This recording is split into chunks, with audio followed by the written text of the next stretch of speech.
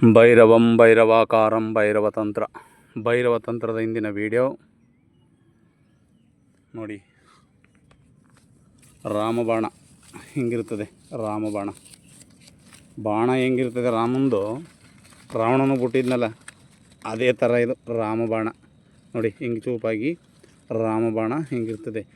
ರಾಮಬಾಣ ಹಾಗೇ ರಾಮ ಮತ್ತು ಹನುಮಂತ ಒಟ್ಟಿಗೆ ಸೇರಿ ಹೆಂಗಿರುತ್ತೆ ಅಂದರೆ ನೋಡಿ, ಇಲ್ಲಿ ಹನುಮನಸ್ತ, ಇದೇನೆ ಹನುಮನಸ್ತ.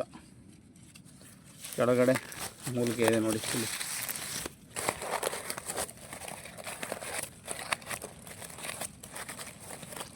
ಇಲ್ಲಿ ನೋಡಿ ಕಪಿರೋಮ ಹೇಗಿರ್ತದೆ ಹಂಗಿರ್ತದೆ. ಅಂದರೆ ಇದು ಹನುಮನಸ್ತ, ಇದು ರಾಮಬಾಣ, ಇದು ಹಂಸಪಾದಿಕೆ ಒಟ್ಟಿಗೆ ಇದೆ ಮೂರು ನೋಡಿ. ಇದು ಹಂಸಪಾದಿಕೆ, ಬ್ರಹ್ಮ, ರಾಮ, ವಿಷ್ಣು. ಇದು ರಾಮಬಾಣ ಇದೆ, ರಾಮ ಇದೆಯಲ್ಲ ಇದು ವಿಷ್ಣು ಸಂಬಂಧ, ಇದು ಬ್ರಹ್ಮನಿಗೆ ಸಂಬಂಧ. ಹಾಗೇನಿದು ಹನುಮ, ಇದು ಆದಿಬ್ರಹ್ಮ. ಹನುಮನಿಗೆ ಇನ್ನೊಂದು ಹೆಸರು ಆದಿಬ್ರಹ್ಮ.